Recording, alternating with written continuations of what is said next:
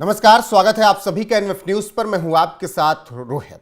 वक्फ board किस तरीके से मनमानी करता है, इसके कई उदाहरण आपने देखे होंगे। कभी वो प्रयागराज के चंद्रशेखर पार्क को अपना जमीन बताने के लिए आगे आ जाता है, कभी वो पार्लियामेंट, कभी किसी रेलवे स्टेशन, कभी कोई और जगह, कभी कोई कॉलेज। वक्फ बोर्ड जब चाहता है, जहां चाहता है, मनमाने ढंग से अपनी जमीन होने का दावा ठोक देता है। ऐसे में वक्फ बोर्ड को लेकर पिछले वक्त से चर्चा चल रही थी और अब उस पर प्रहार भी मोदी सरकार ने कर दिया है। इस बीच खबर आपने ये भी सुनी होगी कि गुजरात में बेट द्वारका की जमीनों पर भी वक्फ बोर्ड ने दावा ठोक दिया था और उन्होंने कहा था कि ये हमारी जमीनें हैं।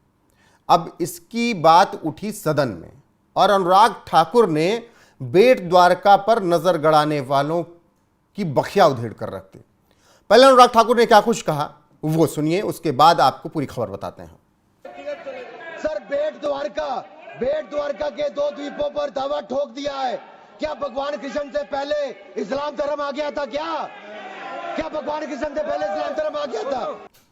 अनुराग ठाकुर ने जवाब देते हुए कहा कि क्या इस्लाम भगवान श्री कृष्ण से पहले आ गया था क्या, जो बेट द्वारका पर भी वक्फ बोर्ड जाकर मुंह उठाकर दावा ठोक दे रहा है। और उन्होंने कहा कि अगर ये सोच रहे हो कि हम दे देंगे और ऐसा चलेगा, तो ऐसा बिल्कुल भी नहीं चलेगा।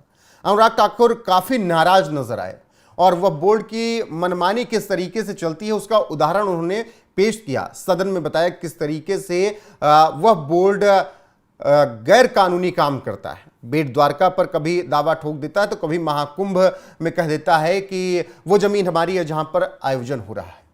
ऐसे तमाम उदाहरण हैं वक्फ बोर्ड की मनमानी की। और अब लेकिन वक्फ बोर्ड की मनमानी नहीं चलेगी, क्योंकि मोदी सरकार ने उस पर करारा प्रहार कर दिया है।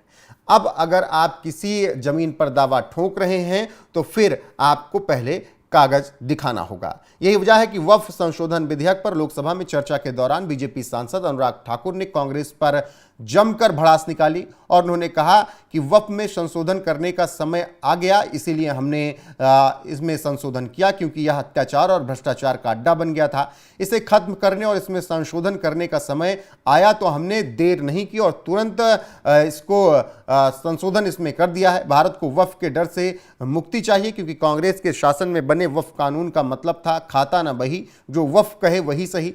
वक्फ बिल पर बात करते हुए अनुराग ठाकुर ने कांग्रेस अध्यक्ष मल्लिकार्जुन खड़गे का भी नाम लिया, जिसके बाद सदन में हंगामा मच गया। और इसके अलावा उन्होंने बेट द्वारका का भी जिक्र किया और उन्होंने कहा कि क्या बेट द्वारका जहां भगवान श्री कृष्ण की जमीन रही है वहां इस्लाम पहले ही आ गया था क्या, जो आज वो ये दावा कर रहे हैं कि वो जमीन उनकी है। तो कुछ इस तरीके से अनुराग ठाकुर ने उन सब को जवाब दिया जो सदन में ये कह रहे थे कि ये मुस्लिमों के विरोध में संशोधन है, मुस्लिमों के विरोध में ये कानून है। उन सब को जवाब दिया अनुराग ठाकुर ने और उन्होंने ये भी कहा कि ये बिल किसी धर्म के खिलाफ नहीं है। कांग्रेस और उसके सहयोगी दलों ने वोट बैंक के लिए संविधान का सौदा कर लिया। वक्फ संपत्ति रजिस्टर होनी चाहिए और अब होगी। अगर किसी को न्याय मिलता है तो कांग्रेस वाले क्यों रोते हैं? ये कौन सा कानून है जिसके खिलाफ कोर्ट भी नहीं जा सकते? इस कानून को बदलना ही चाहिए, यानी वक्फ बोर्ड को। और आखिरकार उन्होंने कहा कि हमने तुगलकी फरमान जारी करने वालों की अब नसें दबा दी हैं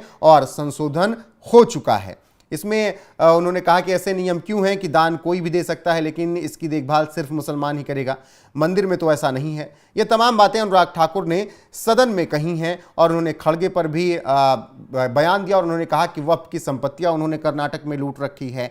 और बेट द्वारका का जिक्र करते हुए आग बबूला भी हुए अनुराग ठाकुर और उन्होंने जवाब भी दिया जो मुस्लिमों के रहनुमा बन रहे थे, मुस्लिम चिल्लाते फिरते हैं, जो कह रहे थे कि ये बिल मुसलमानों के विरोध में, इसीलिए इसे फाड़ देना चाहिए, मुसलमानों को जलील कर रहा है। बेट द्वारका पर दावा ठोक देना, बेट द्वारका की जमीनों पर दावा ठोक देना क्या हिंदुओं को जलील नहीं कर रहा है?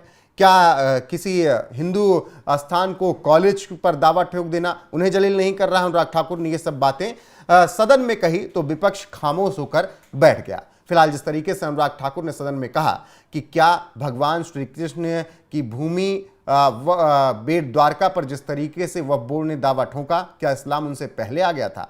उस पर आपकी राय क्या है कमेंट में जरूर बताइएगा। वीडियो को शेयर कीजिएगा, लाइक कीजिएगा, चैनल को सब्सक्राइब करना ना भूलिएगा। बने रहिए हमारे साथ। नमस्कार।